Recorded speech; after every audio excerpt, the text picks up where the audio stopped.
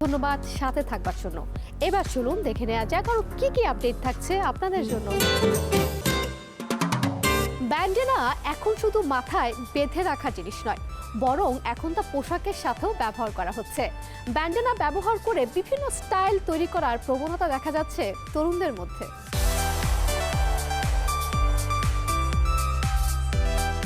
Fashion ডিকশনারিতে 90 দশকে bandana সাধারণ শব্দ ছিল, এখন আবারও নতুন মাত্রা যোগ করছে নানা ধরনের ব্যান্ডেনা। সাজের সঙ্গে সামঞ্জস্য রেখে কিভাবে অ্যাক্সেসরিজ হিসেবে ব্যান্ডেনা ব্যবহারের চল দেখা যাচ্ছে। 70s, 80s, 90s এর দিকে যে ব্যান্ডেনার একটা ট্রেন্ড ছিল, ওগুলা এত বছর পরে আবার রিভাইভ হচ্ছে। অ্যান্ড আমরা 2020 থেকে আবার এটার ক্রেজটা বেড়ে গেছে। তো এই টিনেজার্সরা অনেক শিল্পীদের থেকে মিউজিক শুনে ওদের স্টাইল থেকে ইন্সপায়ার্ড হয়ে ব্যান্ডেনাস পরা শুরু করলো। তো এর জন্যই আমার আসলে এই নিশটাকে সিলেক্ট করা, তাই আমি ব্যান্ডেনাস বানানো শুরু করলাম, বিকজ মানুষজন চাচ্ছিল আর কি।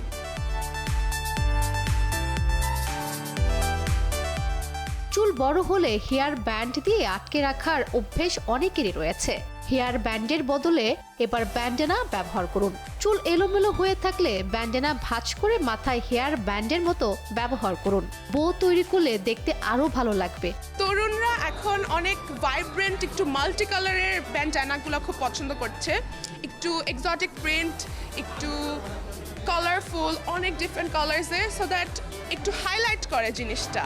আমরা ব্যান্ডেনা, স্ক্রাঞ্চিজ এরকম অনেক ট্রেন্ডি কয়েকটা প্রোডাক্টস নিয়ে কাজ করছি।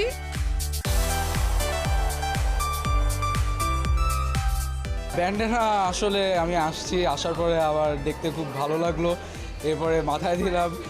হ্যাঁ, এরপর আমার তো জুতা, এই জুতাটা আবার ট্র্যাভিস স্কটের, তো এটার সাথে আবার ব্যান্ডেনাটা খুব ম্যাচ করে, তো এর জন্য ব্যান্ডেনাটা নিলাম। Back in the 80s, তখন তো fashion different ছিল, and right now all of that is coming back to trend. Everyone's wearing the old aesthetic. So এটার সাথে with a match করে, and এটার সাথে আবার চ্যারিটিকেও হেল্প করছি। So with all of that together I just thought of buying this.